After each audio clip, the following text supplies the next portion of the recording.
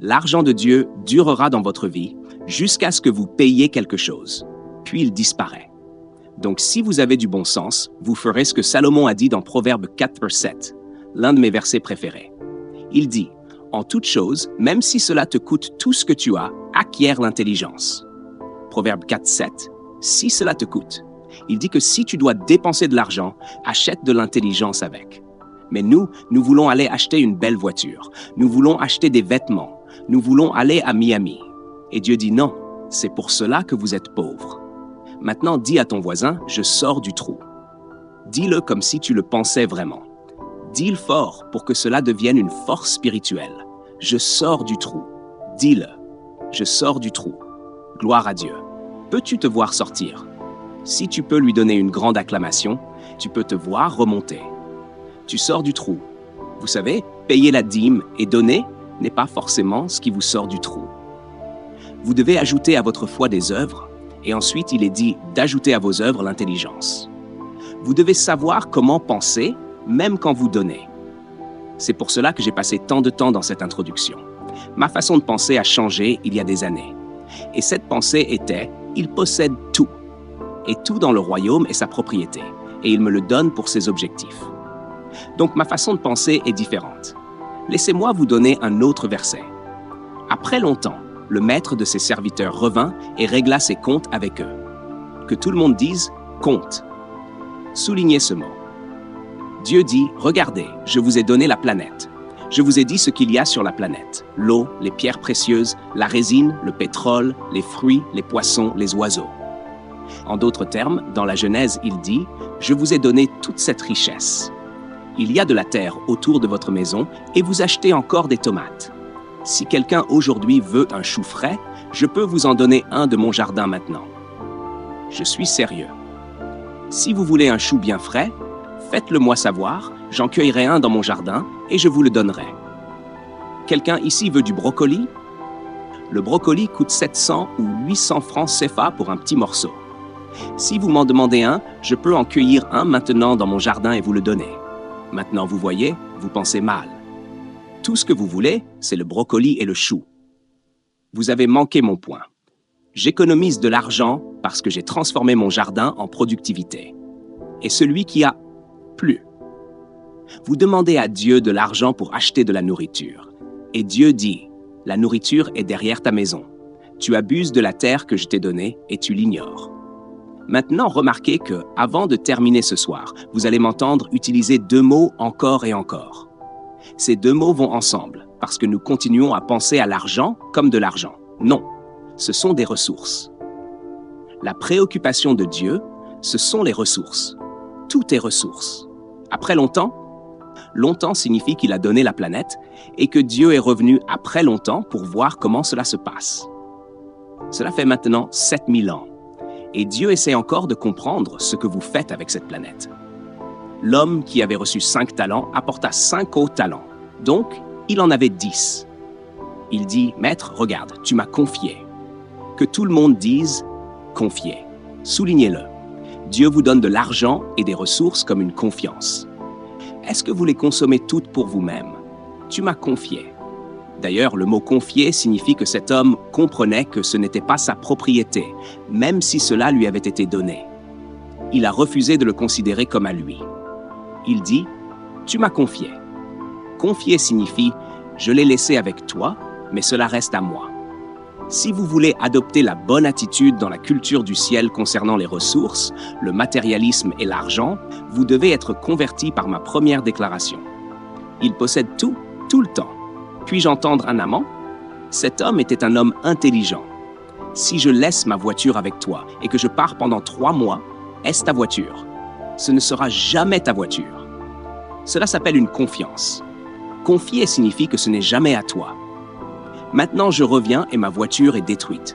Les phares cassés, les vitres brisées, le moteur fumant, rien ne fonctionne. Savez-vous ce que je vais penser de vous? Si vous lisez le dernier verset de cette histoire, Jésus dit « Jetez ce serviteur inutile dans les ténèbres du dehors. » En d'autres termes, je ne veux même plus le voir. Tu as détruit ma voiture. Je t'ai donné ma voiture pour l'utiliser et tu l'as détruite. Vous savez ce que j'ai découvert? nous utilisons le concept de la dîme pour revendiquer la propriété des 90%. Oh, c'est lourd, mais je n'ai pas donné à Dieu sa part. Non, non, non. Ce que tu gardes est à moi aussi. En d'autres termes, toute l'idée de dire « j'ai payé ma dîme, donc le reste est à moi ». Dieu dit « cela non plus n'est pas à toi. Je peux revenir chercher encore 20% pour le donner à quelqu'un d'autre. » Alors maintenant, Dieu doit se battre pour récupérer ce qui était déjà à lui. Et toi, tu essaies de le retenir. Alors, il prend tout avec une maladie ou une infirmité, juste pour te rappeler que rien n'est à toi. Laissez-moi le dire autrement. Quand vous donnez la dîme à Dieu, regardez-moi, c'est profond. La pression commence juste. Parce que maintenant, il a sa part. Maintenant, il vous observe pour voir comment vous gérez ces 90%. Ça, c'est de la pression. Donc, il y a plus de pression après la dîme. Dieu veut savoir, ce bonus de 10 000 francs CFA que tu as reçu à Noël, qu'en as-tu fait? Écris tout ce que tu as fait avec cet argent. Tu seras étonné de voir comment tu l'as gaspillé. Et ensuite, tu reviens prier. Seigneur, donne-moi encore 10 000 francs CFA. Et Dieu dit, que puis-je faire avec toi? Alors il te ramène à 1000 francs CFA et dit, recommence. Je vais t'observer. On n'échappe pas à Dieu dans le royaume. La gestion est le travail le plus élevé. Il gagna 5 autres. Son maître répondit, très bien, bon et fidèle serviteur. Très bien. Bon. Que tout le monde dise, bon. Soulignez-le. En d'autres termes, si vous n'augmentez pas ce qu'il vous a donné, si vous ne le multipliez pas pour bénir plus de personnes avec, vous n'êtes pas bon. Je vous dis une chose, rien n'est meilleur que lorsque Dieu vous appelle bon. Nous disons toujours, Dieu est bon. Mais comment faire pour que Dieu vous appelle bon? Et Christ nous donne le secret. Il relie cela à l'argent. La chose la plus rare dans la vie de la plupart des gens, c'est l'argent. N'est-ce pas vrai? Vous avez beaucoup d'air pour respirer, beaucoup d'oxygène. Mais cet argent, Salomon dit que si vous le retenez, il prend des ailes et s'envole. La Bible dit que l'argent fuit certaines personnes. Et c'est vrai, j'ai observé cela. Avant, l'argent fuyait loin de moi. Maintenant, il court vers moi. Pourquoi? Parce qu'il peut passer à travers moi. Il dit, tu es bon. Quel est le deuxième mot? Fidèle. Que tout le monde dise, fidèle. Soulignez-le. 2 choses que Dieu observe chez les bons gestionnaires d'argent. Ce sont de bonnes personnes et des personnes fidèles. On ne peut être fidèle que si l'on sait que l'on fait quelque chose pour quelqu'un d'autre. La fidélité est un concept d'intendant. La fidélité implique que vous êtes responsable devant quelqu'un. Au nom de Jésus, il dit « Tu as été fidèle ». Regardez maintenant le résultat. Tu as été fidèle dans peu de choses. Je te confierai beaucoup. Le travail n'attire pas l'argent. La gestion attire l'argent. Le fait d'attirer plus de ressources matérielles pour l'œuvre de Dieu sur la terre dépend de la manière dont vous gérez ce qu'il vous a donné la première fois. Il dit même « Viens partager la joie de ton maître ». En d'autres termes, Dieu commence à te faire tellement confiance qu'il te fait entrer dans ses affaires privées. Puis l'homme qui avait reçu un talent vint et dit « Maître, je savais que tu es un homme dur, qui récolte où il n'a pas semé et ramasse où il n'a pas dispersé de semences. » Cette déclaration est très importante. Jésus explique ici la mentalité de cet homme. Cet homme n'a pas fait croître son argent, non pas parce que l'argent ne pouvait pas croître, mais parce que sa mentalité a empêché l'argent de croître. Il était jaloux. Il était en colère contre un homme riche. Certains d'entre vous ressentent quelque chose contre moi maintenant parce que je vous ai dit que je n'ai pas de dette. Vous vous dites, pour qui se prend-il? Écoutez, vous ne pouvez jamais recevoir de l'aide de quelqu'un dont vous êtes jaloux. Si vous voyez quelqu'un de béni, allez découvrir comment il a fait. Si vous êtes en colère contre quelqu'un, vous ne pouvez pas recevoir de lui. Vous ne pouvez jamais recevoir de quelqu'un que vous ne respectez pas. Cet homme ne respectait pas le maître. Il était jaloux de sa richesse. Il pensait même que le maître avait obtenu sa richesse en l'exploitant. Il dit donc, « J'ai eu peur. » La peur et l'argent ne vont pas ensemble. J'ai eu peur. Sa mentalité a arrêté sa multiplication. L'argent est une idée. Le maître répondit, « Serviteur méchant et paresseux. » Nous pensons que les méchants sont ceux qui font de la sorcellerie. Mais un méchant est quelqu'un qui gère mal l'argent. Nous pensons qu'une sorcière est méchante. Mais si c'est vrai, Vous êtes assis à côté de quelqu'un qui l'est peut-être. Quelqu'un qui ne sait pas où est passé son salaire, qui achète des choses qu'il ne peut pas se permettre, qui dépense pour impressionner les autres. Si vous achetez des choses pour être accepté par le monde, vous n'êtes pas dans le royaume. Au nom de Jésus, soyez libérés de la mode, parce que cela peut vous rendre pauvre. J'ai entendu Donald Trump dire cette semaine, quelqu'un lui a demandé « Emportez-vous les restes du restaurant ?» Il a dit « Absolument oui ». Elle lui a demandé « Payez-vous toujours le repas quand vous sortez avec quelqu'un ?» Il a dit « Non. Si vous ne gérez pas l'argent, l'argent vous détruira. » Je suis allé visiter John Templeton, un multimilliardaire. Il m'a invité chez lui. Quand je suis arrivé, il portait un short avec un trou dedans et des chaussures avec des trous. Et moi, j'étais là avec mon beau costume pour l'impressionner. Ce jour-là, j'ai été délivré. J'ai compris que les pauvres s'habillent pour impressionner, mais les riches portent des vêtements simples. Jésus dit « paresseux et méchants ». Il explique la paresse. Cet homme n'a même pas mis l'argent à la banque pour obtenir des intérêts. Même si tu ne voulais pas faire travailler l'argent, tu aurais pu laisser la banque le faire. Alors prenez l'argent de cet homme et donnez-le à celui qui en a le plus. Cela a du sens. Celui qui peut produire plus avec l'argent peut recevoir plus. Si Dieu peut te faire confiance avec plus, il te donnera plus. Si Dieu te donne 100 000 francs CFA et que tu manges la dîme, il ne peut pas te faire confiance. L'Église serait un endroit riche si tout le monde payait la dîme. Mais des études montrent que seulement 20% des gens dans l'Église paient la dîme. Cela signifie que 20% portent 80% des dépenses. Peut-être que seulement 20% prospèrent vraiment.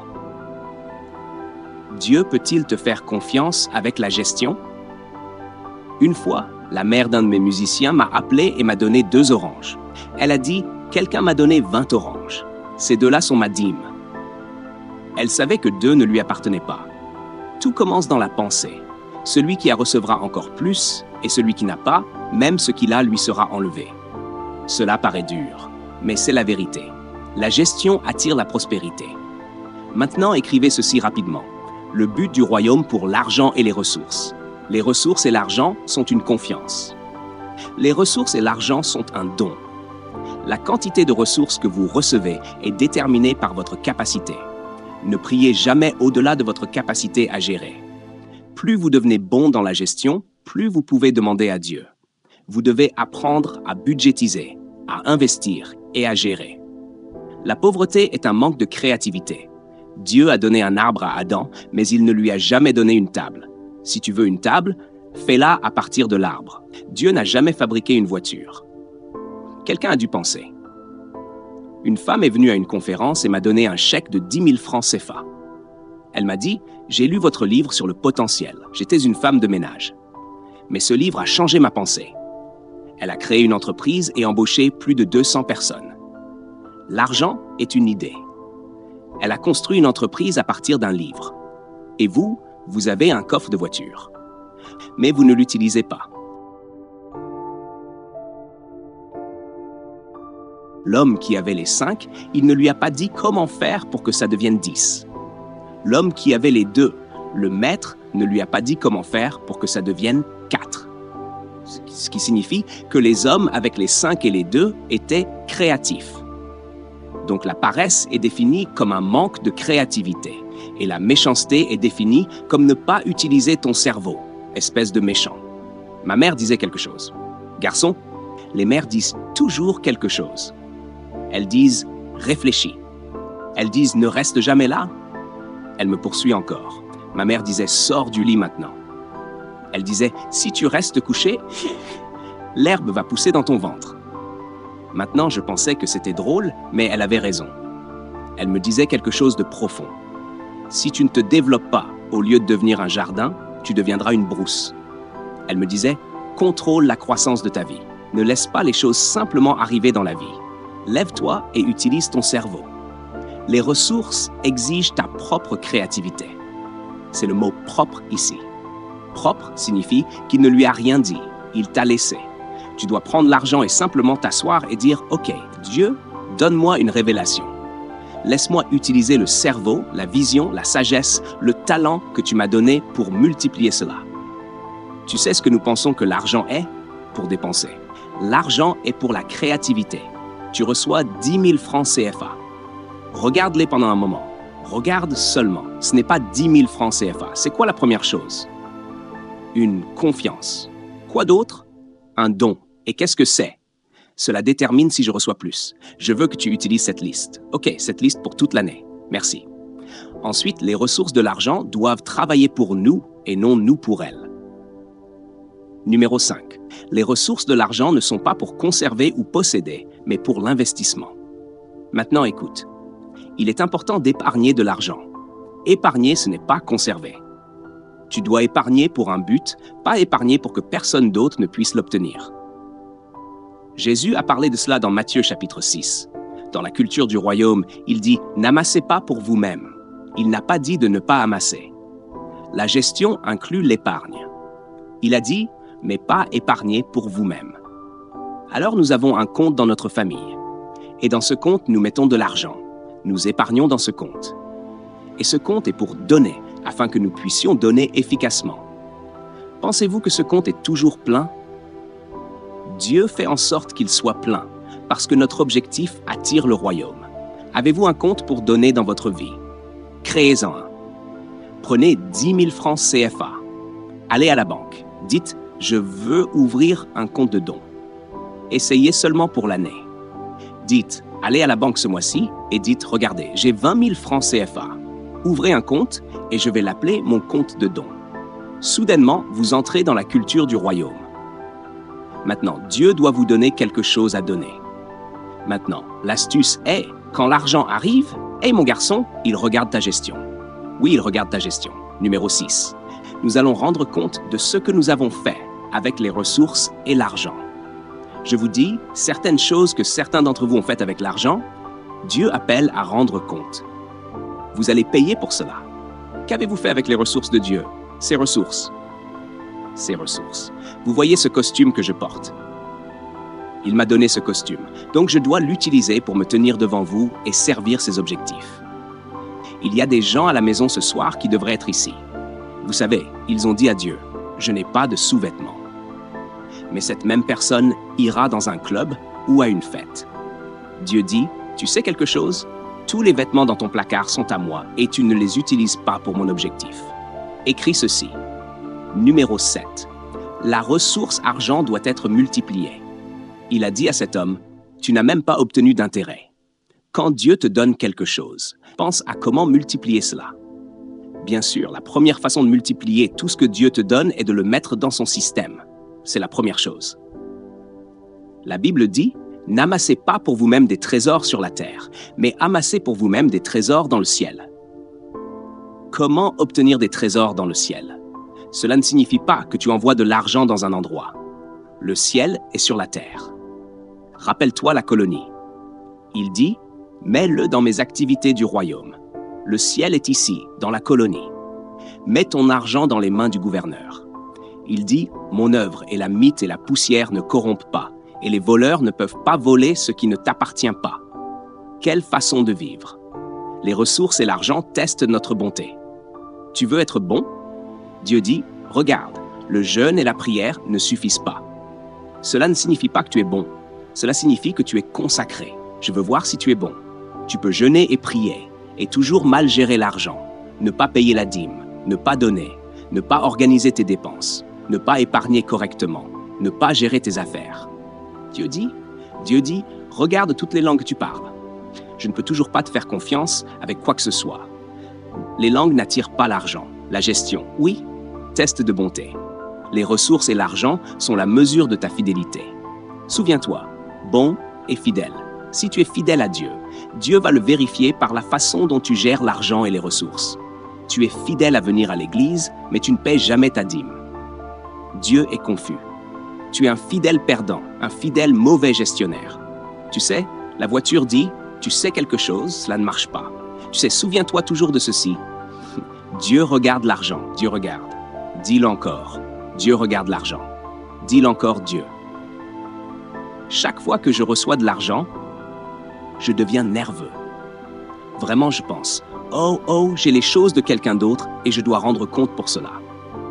Ensuite, les ressources et l'argent déterminent notre promotion et notre influence. Il a dit « parce que tu as été fidèle dans les petites choses ». En d'autres termes, je ne vais pas te promouvoir parce que tu pries et que tu es gentil. Je te promeus parce que tu as été fidèle avec un peu de ressources matérielles. Je ferai de toi un dirigeant, c'est-à-dire une influence sur beaucoup plus. Cela signifie des possessions. Ami, le pouvoir de l'argent est la clé de toute ta vie, parce que c'est la puissance que Dieu utilise pour mesurer tout. C'est pourquoi nous devons le gérer. Nous devons apprendre à le budgétiser. Nous devons apprendre à le donner. Nous devons apprendre à payer la dîme. Nous devons apprendre à le répartir. Et quand il nous parle, même s'il nous dit de donner nos derniers 2000 francs CFA ou 3000 francs CFA de la semaine, tu dis « Dieu, cela me fait mal, mais de toute façon, ce n'est pas à moi. » Et ensuite, tu le donnes. « Oh Dieu, je te fais confiance avec 5000 CFA. » Imagine Dieu se battre pour obtenir 2000 francs CFA de toi dans tout un service d'église pendant 2 heures. Dieu dit « C'est fou. Premièrement, c'est à moi. Deuxièmement, le travail où elle pense l'avoir reçu, l'énergie est à moi. Et ensuite, la robe qu'elle porte pour le retenir loin de moi, avec l'endroit qu'elle a acheté avec la vache, est à moi. Cela n'a aucun sens. » Dieu dit « Oublie cela. » Et il s'en va. Puis soudain, il y a une boule dans ton sein parce qu'il retire sa main et ils disent qu'il faut une opération pour 3 millions de francs CFA. Tout ce qu'il voulait, c'était 1000 francs CFA. La Bible dit que la bénédiction de l'Éternel enrichit et qu'il n'y ajoute ni chagrin, ni maladie, ni infection. Il veut que tu sois riche, mais rappelle-toi que cela ne t'appartient pas. Dans le royaume, la richesse est commune. C'est une richesse commune. Alors il la fait circuler quand tu es prêt à la faire circuler. Tu dois la lâcher, la faire circuler. Écris ceci. Les ressources et l'argent ne doivent pas retourner à Dieu comme il te les a donnés. Tu ne devrais jamais rendre à Dieu exactement ce qu'il t'a donné. Donne-lui plus. Je te donne 2, rends-moi 4. Je te donne 5, rends-moi 10. Je veux voir une augmentation. Je veux voir plus. Voilà la puissance de l'argent. Je pensais écrire ceci concernant l'attitude. L'attitude peut changer la perception de l'argent. Souviens-toi de l'homme qui avait un talent. Son attitude lui faisait voir l'argent comme quelque chose de mauvais. Il disait « Tu prends l'argent que tu n'as pas travaillé ». En d'autres mots, il avait de la jalousie, de la convoitise. Il détestait l'homme riche et pensait qu'il devait rivaliser pour des ressources rares. Tu as compris? Il pensait « Si toi tu l'as, moi je ne l'ai pas ». Mais dans le royaume de Dieu, ce n'est pas toi tu l'as et moi je ne l'ai pas. Tout appartient au gouvernement. Mais il pensait « Si tu l'as, moi je ne l'ai pas ». Et quand cette pensée domine ton esprit, tu commences à te battre pour l'obtenir. Parce que tu commences à penser avec ce mot que Dieu déteste, la rareté. Ensuite, la mentalité de rareté limite la gestion efficace. Cet homme dit « Parce que je sais que tu es strict avec ton argent, je ne l'ai pas investi ». Il dit que la mentalité de rareté empêche d'investir. Tu dis « Pasteur, il me reste mes derniers 5000 francs CFA et j'ai besoin d'essence dans ma voiture. » Et le Saint-Esprit dit « Donne-les ». Et tu dis « Oh là là, c'est rare ». Donc cette mentalité de rareté te retient de rendre à Dieu ce qui est déjà à lui. Vous connaissez toutes les histoires de la Bible. L'histoire que j'aime le plus sur la rareté est celle de cette femme qui n'avait plus que 2 repas. Elle dit « Mon fils et moi allons manger ceci, puis nous allons mourir. » Et Dieu envoie un prophète bien nourri qui demande le premier repas. Voilà la rareté. Elle devait chasser l'esprit de rareté de sa maison et elle lui donna le dernier repas. Et Dieu attendait simplement cela pour commencer à remplir le baril de farine. Et le baril de farine commença à se remplir. C'est très important. La mentalité de rareté empêche la bonne gestion. Elle t'empêche de donner. Donc dès que tu penses « c'est tout ce que j'ai, c'est mon dernier », cette mentalité te vole la possibilité d'investir dans l'économie de Dieu. J'ai découvert quelque chose d'intéressant. Écoute-moi bien, j'ai compris quelque chose à propos de Dieu. Dieu aime parfois te conduire à ton dernier franc juste pour tester la propriété. Je répète, Dieu aime te conduire à ton dernier juste pour tester la propriété. Tu en as beaucoup, mais il va réduire jusqu'au dernier pendant un moment, puis il le demande. Juste pour tester la propriété, pour voir si tu penses que cela t'appartient. Parfois, Dieu veut simplement te vérifier. Il va te vérifier. Tu es là en train de louer Dieu. Alléluia. Dieu dit, laisse-moi la tester cette semaine. Et il réduit tout jusqu'à la fin. La voiture est presque sans essence. Tu arrives juste au parking de l'église. Tu coupes le moteur. Dieu dit, maintenant, les derniers 5000 francs CFA que tu as, mets-les dans l'offrande. Et tu ne sais pas qu'il y a quelqu'un dans l'église avec 50 000 francs CFA qui t'appartiennent et qui te cherche. Mais il se dit, je ne peux pas libérer 50 000 francs CFA tant que tu ne libères pas 5 000 francs CFA. Et tu es assis là en disant, c'est rare. Et il dit, je veux simplement tester si tu penses posséder ces 5 000 francs CFA. Et tu entends l'esprit parler, écris le chèque complet. Et tu dis, Dieu, ça ressemble à toi. Laisse-moi tester. Si une personne avec une chemise bleue entre avec une cravate rose, alors je donnerai les 50 000 francs CFA. Personne n'entre. Tu dis, c'était le diable. Mais Dieu dit, ne joue pas avec moi. La dernière chose, la mauvaise gestion des ressources et de l'argent est le résultat de la paresse et de la méchanceté. Il dit, tu perdras toujours ce que tu gères mal. Il dit, prenez-le lui. Dis-le, je perdrai toujours ce que je gère mal. Cela inclut ton mariage. Cela inclut ton poids. Si tu perds le contrôle de ton corps, si tu gères mal ton travail, il te renvoie. Continue à arriver en retard au travail et tu perdras ton emploi. Tout ce que tu gères mal, tu le perds. C'est un principe de Dieu. Écris ceci. L'argent a 3 objectifs. C'est une confiance, un test et une épreuve. Dieu te donne l'argent pour te tester afin de voir s'il peut te faire confiance, puis pour t'éprouver. Si tu réussis, il t'en donne plus. Si tu échoues, il reprend ce que tu as. La gestion des ressources matérielles détermine ta capacité à gérer les ressources spirituelles. Gère bien les ressources matérielles et Dieu te donnera beaucoup de ressources spirituelles. Jeunes gens, écoutez-moi. Je vous donne le secret de mon succès financier. Si vous gérez bien les choses matérielles, Dieu vous donnera une grande influence spirituelle. Certains prient pour un ministère, mais Dieu dit, tu dois trop d'argent aux gens et tu fuis tes créanciers. Comment peux-tu avoir un ministère spirituel si tu ne peux même pas gérer le ministère matériel?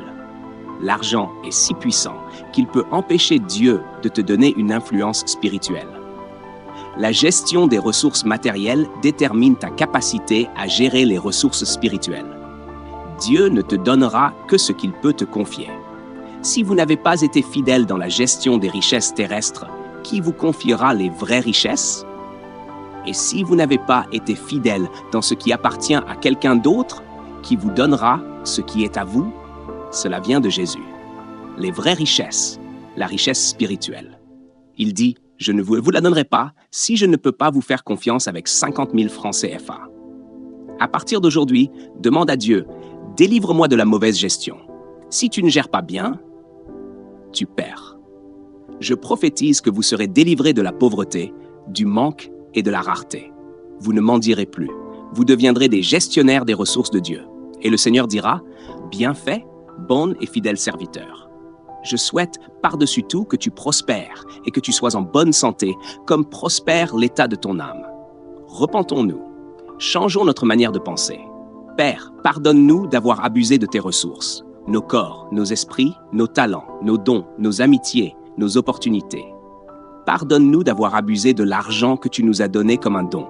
Pardonne-nous d'avoir abusé du temps au travail. Pardonne-nous d'avoir évité les occasions de donner et de bénir quelqu'un. Aie pitié de nous selon ta bonté. Nous promettons de faire mieux avec le peu que tu nous as donné et de le multiplier pour ton royaume. Donne-nous le courage d'agir, d'organiser et de dire non aux choses passagères. Nous te remercions et nous promettons que ce mois sera un mois du royaume. Nous allons gérer correctement les ressources que tu nous donnes. Merci encore d'avoir écouté ce message. Notre objectif est de vous montrer de nouveaux chemins afin que vous découvriez votre but. C'est votre amour, votre soutien et votre partenariat qui rendent Eli Littératie financière possible. Veuillez aimer, commenter, partager et surtout vous abonner pour plus de vidéos et de messages qui changeront votre vie. Que Dieu vous bénisse.